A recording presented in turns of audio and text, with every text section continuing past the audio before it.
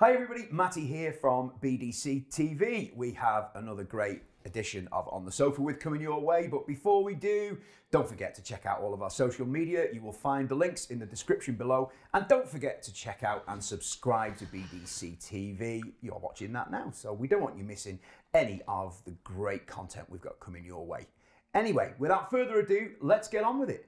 Joining me on the sofa today is the one and only Stu Fagan. How you doing, Stu? Hello, Matty. I'm wonderful, thank you. It's a day off, nice and relaxed, and it's always great when you get a visit to the BDC factory. It is. It's great to have you. Are you comfortable on the sofa? I'm feeling. Do I look comfortable? You look. I feel most relaxed. I feel very relaxed. I'd be a little bit more relaxed if I had a pint in my hand. I'm not going to lie, but that comes later. It's not quite 12 o'clock yet. No, bar's not open yet. Sorry. 11:58. Like, come on, Friday, no gig Friday. Come on. But it's good to see you. It's good to have you. It's always a pleasure to be here, isn't it? It certainly is. Yeah, it certainly is. And you know, and I've said this quite a few times, but it's quite hard to believe that this beautiful studio we're in is in the middle of a drum factory. It's quite mad, really. It's fantastic, isn't it? One room to the next. There's always something a little bit different going on. Yeah, Keeps absolutely. it interesting. Obviously, there's a few items knocking around. We can't talk about those, of course, top secret. But anyway, the first time I became aware of you was last year at the UK Drum Show at the BDC room, which was kind of upstairs. Yeah. And you were slugging it out with Ian Matthews. I don't mean slugging it out. I mean, I wouldn't stand a chance against him. No way. On opposing kits, demoing all the wonderful BDC gear. So that's the first time I became aware of you. So tell us about that. That must have been a fun weekend to start. It was more than a fun weekend. It was great, and I was so grateful for the opportunity to actually, get involved in some way as well. It was like my relationship with the British Drum Company started through having a friendship with Mel, and Mel got in touch with me asking me if I wanted to come down and check out the kits, and I did, and then we did, and then I just wanted to get involved in some other way, just because I only live in Warrington, so I'm only half an hour down the road, and so the very first time I turned up to meet the guys, the girls at the factory, was just like, I felt like something just happened. It sounds dead cheesy, but it felt like we're all from a similar kind of area, and the energy just resonated. It just felt like it was right, and it really does sound cheesy, but that is honestly how I felt about it. Aside from the incredible quality of the drums and like how grateful I am to have the opportunity to showcase the drums to a wider audience, like it was just more the friendship vibe that I got that made me think I want to do as much as I can with the British Drum Company. So I asked if I could get involved with on a voluntary basis for the UK Drum Show. And then when Keith told me that they were planning the demo side by side, where they were showcasing their Legend and Lounge kits and discussing the differences between them, as well as the snare range, I jumped at the opportunity. To find out that I was actually going to be playing with Ian was just it was unreal. It genuinely, I'm not the drummer that's got the big gig. I'm the wedding drummer. I'm the teacher. This is like, I'm a low-key dude, but I've never played huge gigs, never sat on a stage in a stadium or anything like that. But in that small room was one of my career highlights. That was your stadium. That was me just playing with Ian and feeling like, without sounding like my head's growing or anything, feeling like I was sort of holding my own and doing a good job. It did wonders for my self-confidence as a drummer as well. It was an absolutely amazing weekend. We went out for a beer and had a couple of tacos as well. And it was really great to get to know him and get to know some of the drum, the drum community on a wider level, really, on a broader level, because when I was younger, I was never really, I've always been a drummer, since I was about 14, but I was never really grew up with it, and I was never really a gear guy. I was just the garage band guy that just smashes it out. And since this relationship has formed, I've started to pay so much more attention to everything within the community that it just feels really nice. I feel like I'm kind of a welcomed part of it now. It's good. It's a nice feeling. Yeah. Well, you know, you said you thought you held your own. You did. It was a great. I mean, the room. It wasn't a big room, but it was full every time there was something going on, and it was chocker. And it felt like it was a really good relationship between you both, you know. And I'm sure there's plenty of people watching this who will have been in attendance that day. And it'd be nice. Let's hope we can do something like that again. Yeah, I got the opportunity to watch it actually. I hadn't, because it wasn't being filmed or anything, and so it just kind of bypassed me, and I got the opportunity to watch it actually. Someone had filmed it and put it on YouTube, and I wasn't aware of this. And I got together with another one of the British Drum Company's artists, David from the Slow Readers Club, recently. I teach their singer's son and daughter drums. Right. And so David came over and we had a little chat and whatnot. And he said, yeah, I saw you, you know, like as you do, like, you know, you look up who you're going to be having a little chat with and whatnot. And I came and I found a little video of you. And so he was actually able to show me a YouTube video of the performance, and I was watching it like, oh no, when am I gonna make a mistake? When am I gonna make a mistake? And I was watching it with so much scrutiny. And of course I heard a little bit of the sloppiness from, because it was all improvised on the day. Yeah. And I saw a little bit of the sloppiness, but I thought it was cool. It was nice. It was great to be able to see it from the other side. Yeah. You know, you're in a different headspace when you sat behind the kit, aren't you, than when you watch it. And the thing I like about the UK Drum Show is you never quite know who's going to be stood in front of you. Yeah. You know, the amount of named drummers just wandering about happily, no egos. It's just wonderful. It's just wonderful, isn't it? You know, it's. I mean, that day. I mean, you couldn't help but notice the little tiny.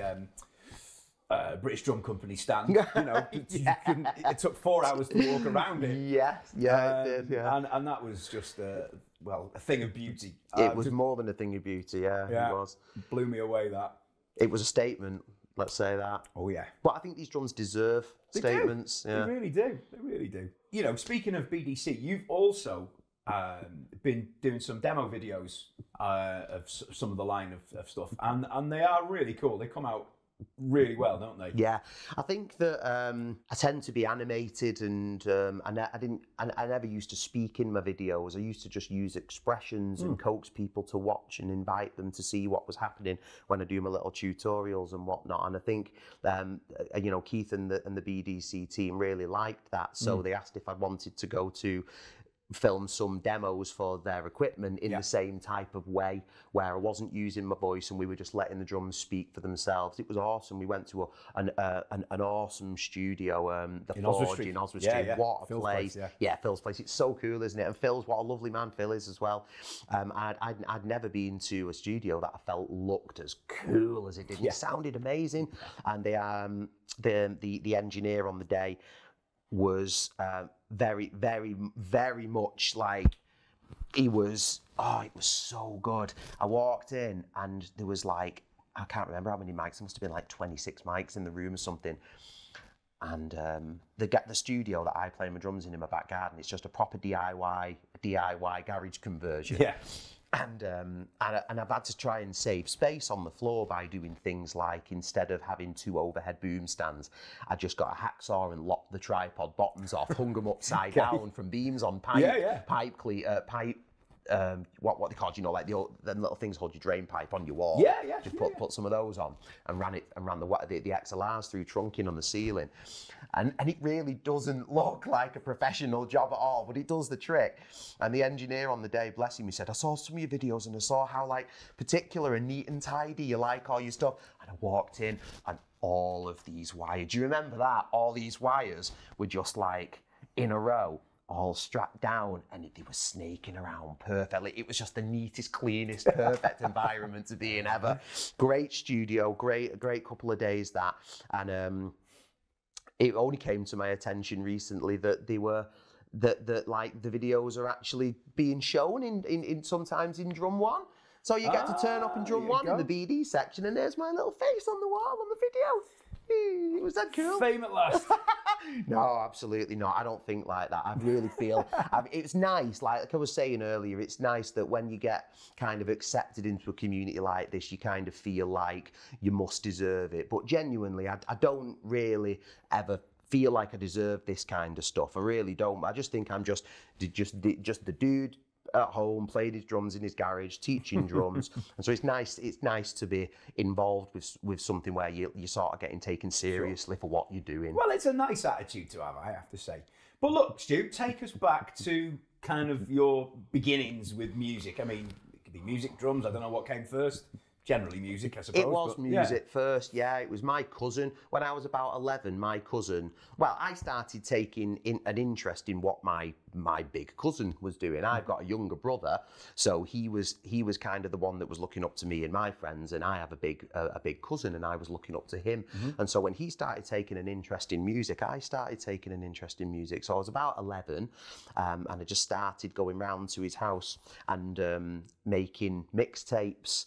And we'd get his CDs and record them and just like make Stu's monster mix. And it was all heavy metal, and it had like 7 different volumes. It was great. It was all like Bay Area thrash at first. Like it was a load of Metallica and Slayer and all that kind of stuff I started getting into. And Pantera, they're my second favourite band in the world, Pantera. So I started getting into loads of metal, loads of different types of, different genres of rock and metal through my cousin. And then it was actually only a few years later that I started playing the drums. I probably was only about 14. I was only 15 when I really started to take it seriously. Kind of a late start. It's massively, yeah, massively. And it was really just through the love of music that made me start. I was like when I grew up, I was never like, mesmerised by drummers. I was mesmerised by the feel of the music and wanted to be a part of it. I don't know why it was the drums that I started playing. I really don't know. It's not in the family or anything? Nope, no, absolutely not. No one musical in the family at all. Right. And I just started playing drums. And it was me and one of my friends, we just used to go into his garage and just thrash it out on an old battered drum kit and an electric guitar. And within a year, we'd formed like a little band. We'd found another guy who plays bass in our school, and we were in a little local school band. But thankfully, we've got like, we had great support. My dad's awesome. So he'd drive us to the gigs when we hadn't passed our test. So we were able to get on the scene and gigging from the age of 15, 16. Amazing. So that got us a lot of experience doing actually playing. And then I just carried on playing for years and years and years. And then I started to just get a little bit bored playing in originals bands because the kind of music I was playing was so niche that you were turning up and making loads of effort, staying like 8 hours and these all days where everyone's kit sharing and that. And it's like 1 or 2 people just watching you, and it's fun and it's cool, but we could just be rehearsing in our garage and getting the same energy and environment. The same amount of audience. Yeah, exactly, yeah. So that's when I started to think about going into covers bands, and it was only over the past like 4 years, 5 years that I started doing the wedding band, and that's like a big part of my job now. But I got into teaching as well before that, and that's kind of what I'm about now. That's my favourite thing to do. I love playing in the wedding band, but like my whole love of music has developed into a love of wanting to show other people my passion and hopefully incite that same kind of passion within them. That's why I teach mostly children. Yeah. I see myself as the guy. I'm not the technical drummer that will say you have to do this in this way and that in that way, and there's a certain route. I'm the guy I'll have the people that want to have fun while they're playing and practice. And I mean, everyone wants to have fun, but some people are super, super serious about it and really dedicated.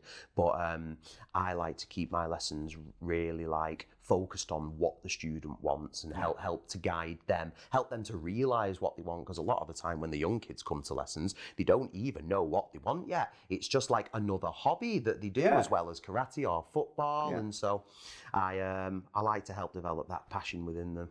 Well, I've noticed that I've seen lots of footage of you teaching, obviously, on your social media, and it looks really cool, looks fun. They're having a great time. You're having a great time, absolutely, and that always comes across. But I've noticed when teaching, especially youngsters these days, you'll ask them what their favourite song or artist, and they don't. I don't know. I don't listen to music. That is so true. Yeah. How can that happen? How can I'd it have happen? had 6-8 pages of A4 at that age. Yeah. Where should we start? That, for me, is probably one of the most frustrating things as a teacher, because it's understandable, like, that you might want to develop a hobby for whatever reason. Like, not everyone wants the big gig. Not like some people just want to do something for a different reason. They want to just get their energy out. They just want something else, something to focus on. They just see a drummer and think they're cool. But it does strike me as absolutely bizarre that people that want to learn a musical instrument don't have an actual interest in music.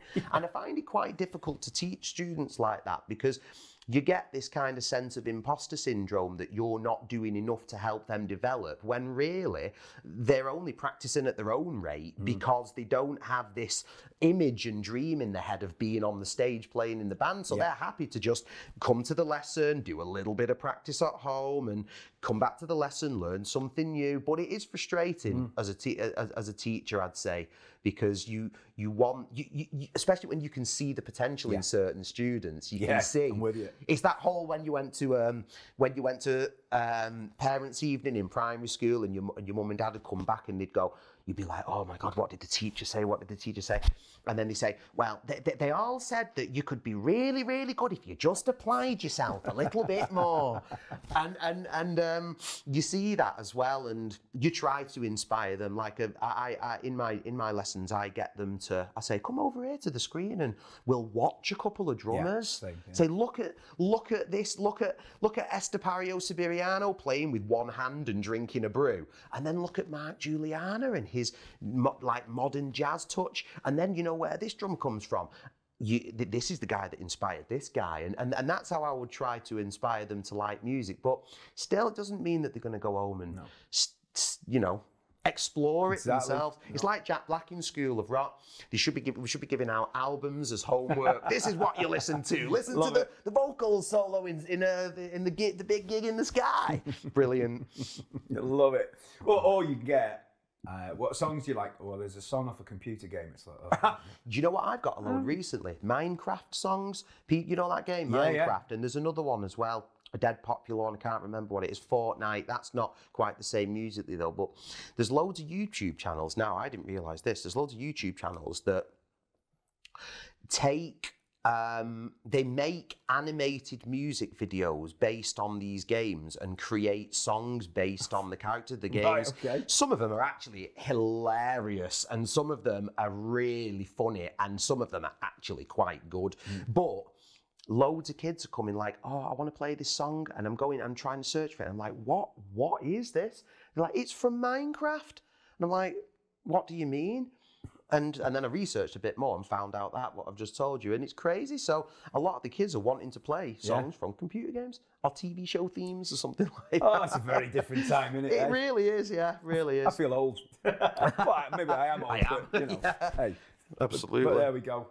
So obviously teaching, massive part of your life. Yes. You know, and you do it in a really nice way. Yeah. I've not had a lesson with you, but you see the clips that you share. Yeah. And you know, it does draw you in. I think it does anyway. But obviously, you mentioned your wedding band. Is that something you enjoy? I absolutely enjoy it. Yeah. I absolutely enjoy it. I enjoy it because it gives me an opportunity to play in a slightly different way than I used to. So there's growth and progression on a personal level for me as a drummer, because I've never been a huge practicer. I've never been the guy that sits down and works on a pad for 2 hours. I prefer to just play and get the experience that way. Yeah. Obviously I'm a teacher, so I have to practice and I all the rest of it, but I develop more just through playing. And so the wedding band was massively different than what I used to do, because I was so into metal. It was, I had to take a less is more approach to my playing, and it made me a much better musician. Yeah. So I'm grateful for everything I've learned through playing with the wedding band. It's a lot of fun because number one, everyone's really happy at weddings. So every gig is just really good. There's a little bit, there's a bit of stress when we're setting up and whatnot, but that's only because we're so conscientious and we care so much about providing such a good service. Of course. But we must be doing something good because we're top of the ranks on the agencies that we use to get gigs. Sure. We've won this most booked band for 2 years in a row on this agencies that we use. So we must be doing something good, providing a service. You get feedback like that, it makes you relax and makes you realise you're doing a good job. Then you can enjoy it even more. You're playing with your friends. One thing that I really enjoy about our wedding band is that because we've all got slightly different commitments, every now and again we'll be on a gig like you will as well, mate. You'll be on a gig with a different person, a different keyboard player, a different bass player, someone I've never even met before, and to just be able to turn up to a gig and just like, hello, my name's Stu, what's your name? Nice to meet you. Should we go and play a gig then? Yeah, let's just get turn up, and it's just like, what a feeling. Yeah, it's great, it's great. So there's so many elements that I really love about it, yeah. If I had to tell you one thing that I didn't love, it's typically all of the travelling. Yeah.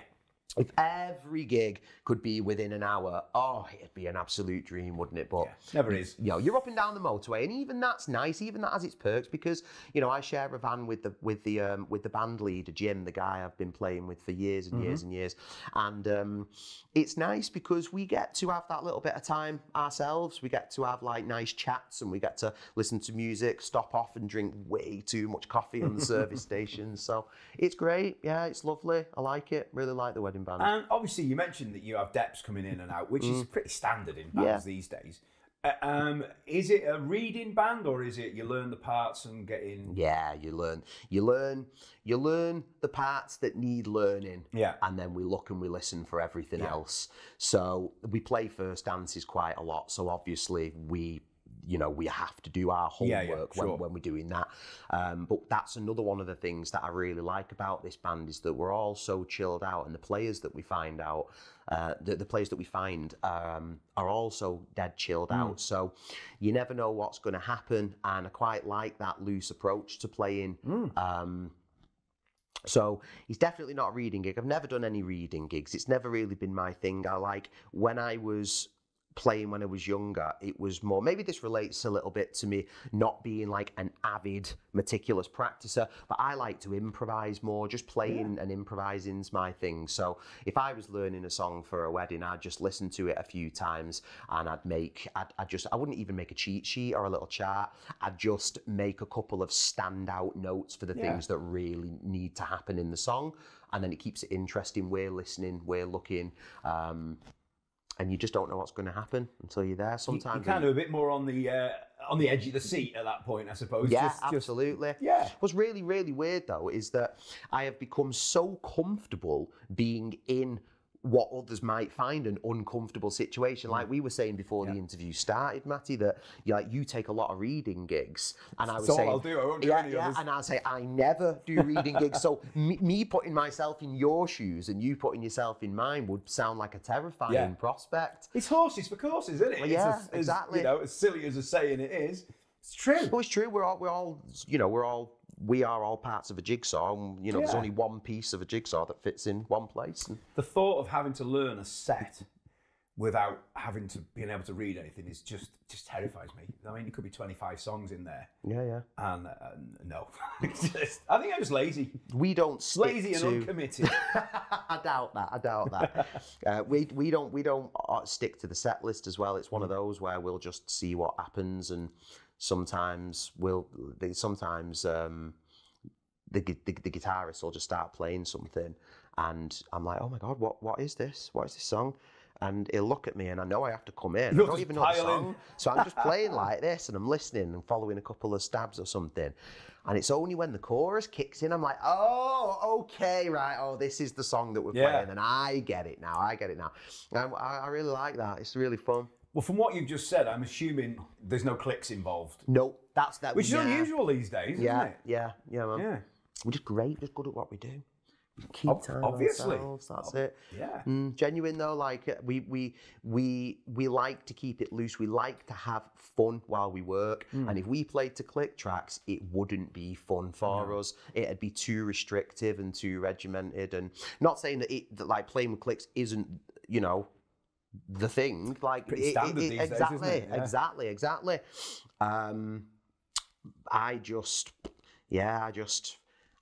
We like to just take it where it goes. We break down songs quite a bit as well, and we do loads of audience interaction. So there's a few tunes. We don't know which one it's going to be until it happens on the night, but we use tube lights as part of our setup. Oh yeah.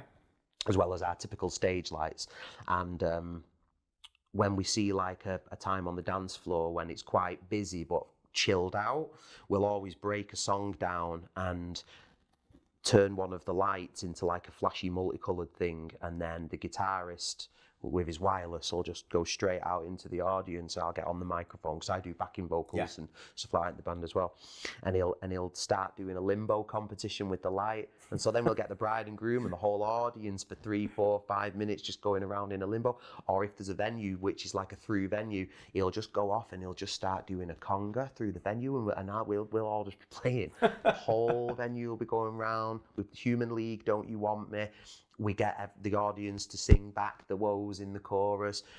I'll be like, where is Jim playing? And I'll see him stand on a table, and he'll be like, this table over here. So I'll be on the mic, okay then. So we've got a table over there. If you've got a guitarist stood on your table. We couldn't do any of that if we played to clicks. And that is why we keep getting booked. It's our energy, as well as obviously the quality of the playing, but it's the energy and the performance side that we bring that I think people enjoy. And this is work. It's mad, isn't it? It's mad. And I can even have a pint on the job while I'm there and not get told off by my boss. Brilliant. Absolutely great. Doesn't get any better, does it, really? It doesn't. I'm stuck now. That's it. I've reached the pinnacle. Exactly. Oh, well, that sounds pretty amazing, I'll be honest. It's good fun. It's good. I'm grateful. I don't take it for granted as well. We work hard, but I don't take it for granted. I'll be quite sad getting back to me clicks next week. Never mind. Anyway. So, look, obviously, I know you play BDC drums. Tell us about, we've got to get geeky for a little bit. Tell us about what you use. So I have a Legend. I've got 2 Legend kits. I have the exact same sizes. One of them is the Raven Glass, and Good then choice. I've got it's gorgeous. That's the one I have the Raven Glass. That's the one I use live because of the stage lights and the sparkle with the glitter. And I thought that the Raven Glass is a bit more of like a traditional function band finish, so to speak. So I decided to go with that one. But my studio kit that you'll see on all my videos is a New Forest, and I am a sucker for those like wood grain finishes. Absolutely delicious. And so the sizes I use 20 bass drum, 10. 12 and 14, although I don't often use the 12. I tend to play 1 up, 1 down.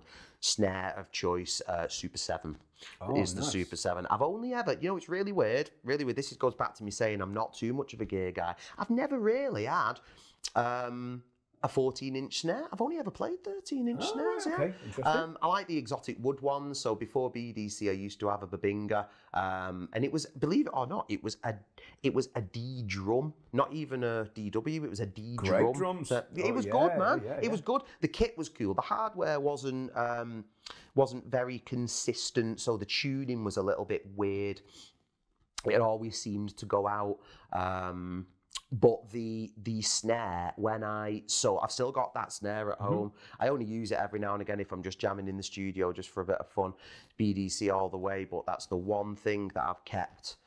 Just that snare, gorgeous. And it was the same dimensions as the Super 7. And so when I found out about this, the Super 7 wasn't actually out yet. But straight away when we were discussing what I play, so I could get my kit sorted, I remember Keith and Mel looking at each other when I told them, and they just both went, Super 7. Super 7, and what a drum it is as well. The Purple Heart, and it's so light as well. It's so light, but it still gives that really, really thick body as well. And one of the things I like to do, I'm a big fan of Big fan of like the new metal, the hip hop rap metal, like Korn, Deftones, Limp Bizkit, and all that kind of stuff. And so like the kind of high pitched, ringy piccolo snare sound was something I grew up with. Yeah, sure. And with a 13 that's like that, you can crank it and get that feel, but you've also got that big depth to like, so you've got that thick body of it as well.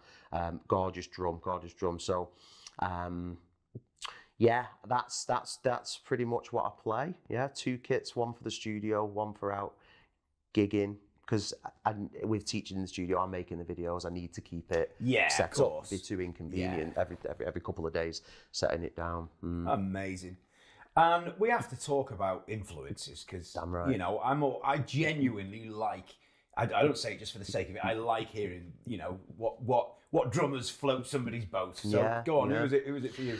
All of the ones I've just mentioned, believe it or not, Deftones are my absolute very, very favourite. Abe. Oh, you know, the thing I love about Abe is that he doesn't sound like a particularly technical drummer. Of course, the music doesn't need it, but he's such a powerhouse. And the thing that gets me about Abe is just some of his offbeat snare placements. He just displaces it ever so slightly, so he'll be grooving and it'll be really, really dead straight, and then all of a sudden he'll just go,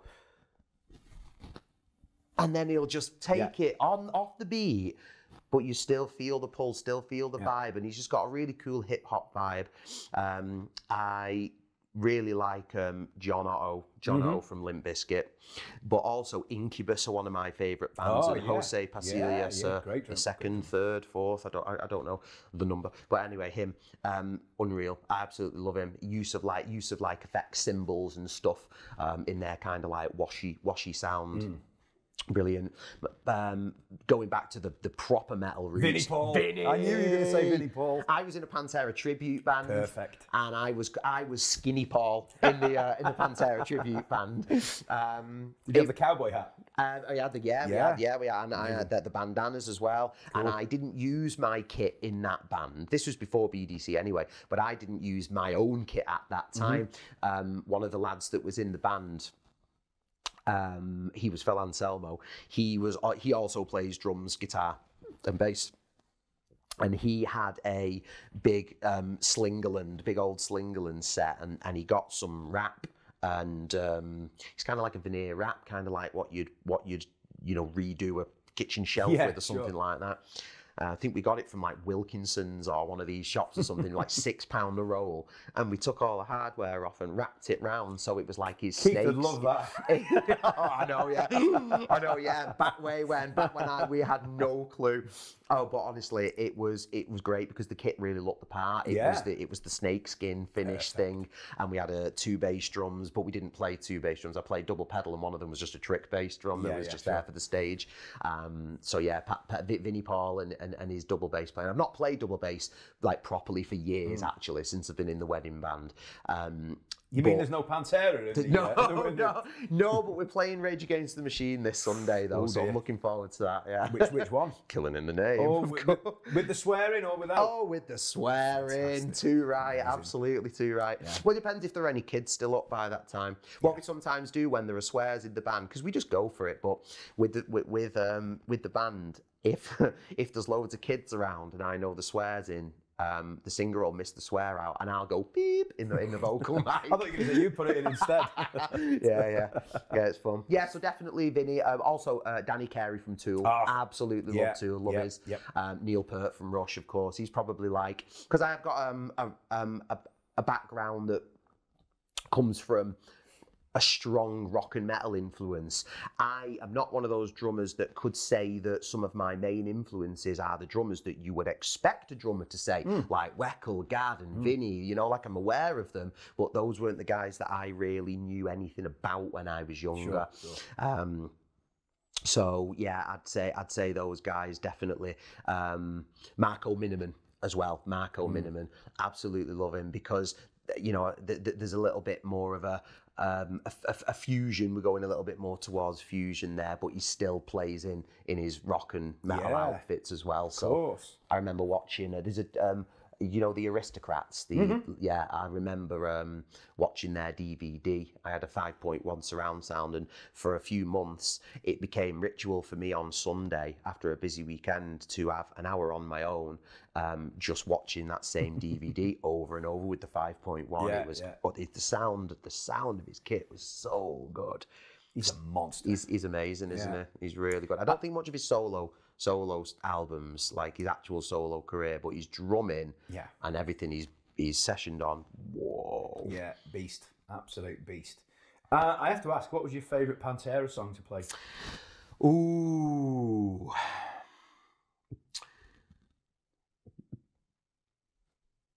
A New Level, maybe?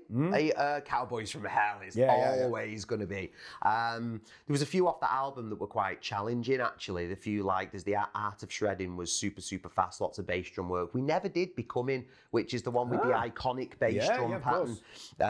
We never played that.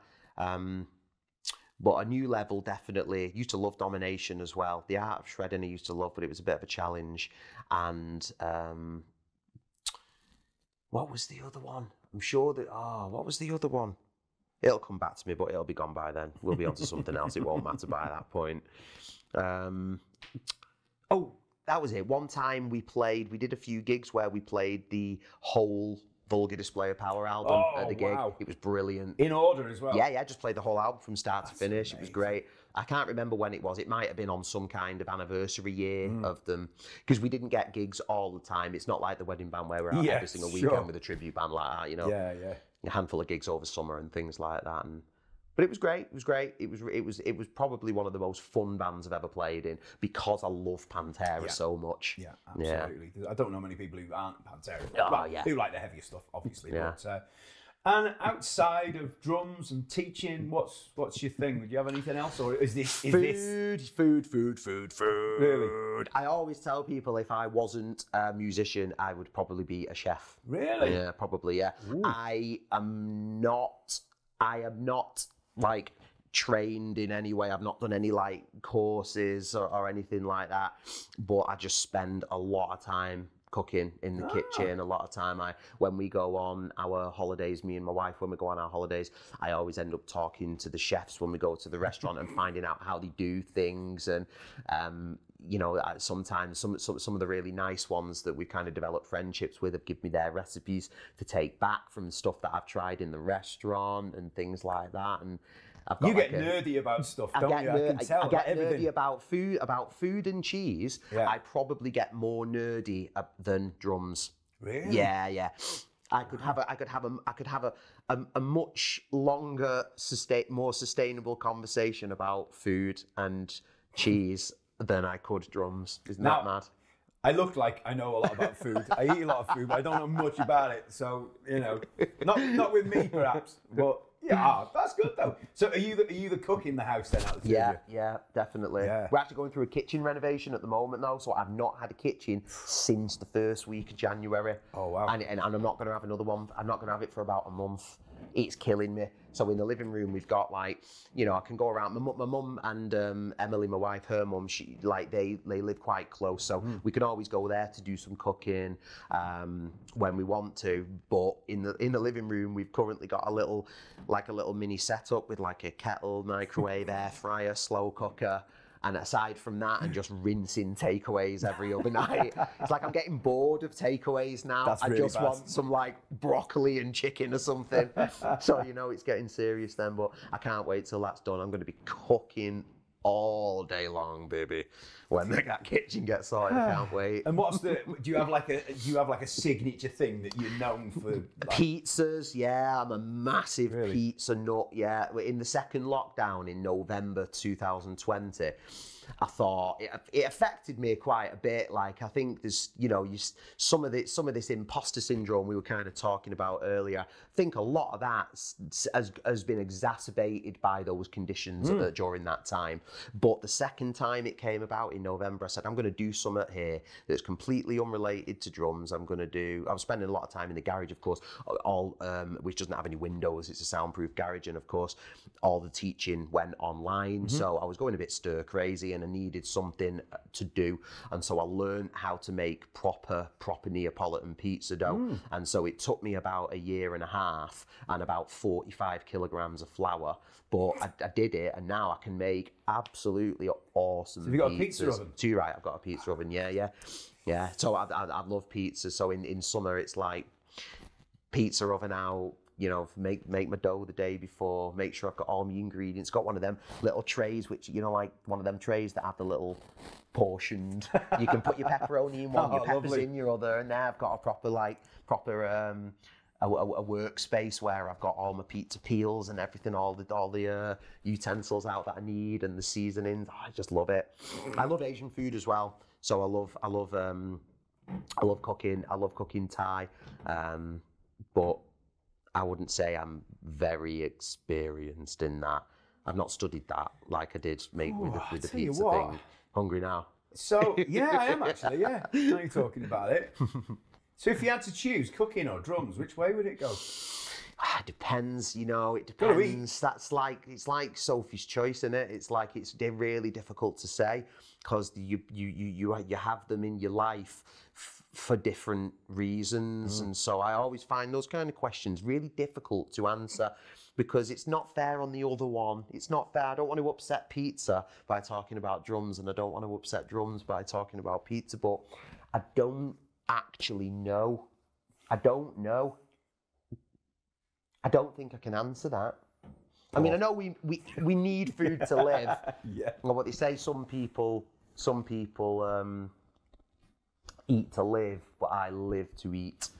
So I think that might answer the question, but this is a drum interview, so yeah, drums, definitely, drums. Yeah, definitely. So if we're on Saturday Kitchen, it might be a different... oh yeah, I love Saturday Kitchen. It probably won't be me interviewing then, so, you know, you can say what you like then. Yeah. Look, Stu, this has been an absolute pleasure, Fantastic. mate. It really has. Thank you so much. Thank you for having me, Matt. It's been great. Lovely having a proper chat with you today. Absolutely, thanks mate. for listening to me ramble. Oh, it's not rambling at all. So there we go, folks. Hope you enjoyed that fabulous and slightly different edition of On the Sofa with a wonderful Stu Fagan. As always, don't forget to check out our social media. You will find all the links in the description below. Subscribe to BDC TV. We don't want you missing any of the amazing content that we have coming your way. Thanks for watching. See you soon.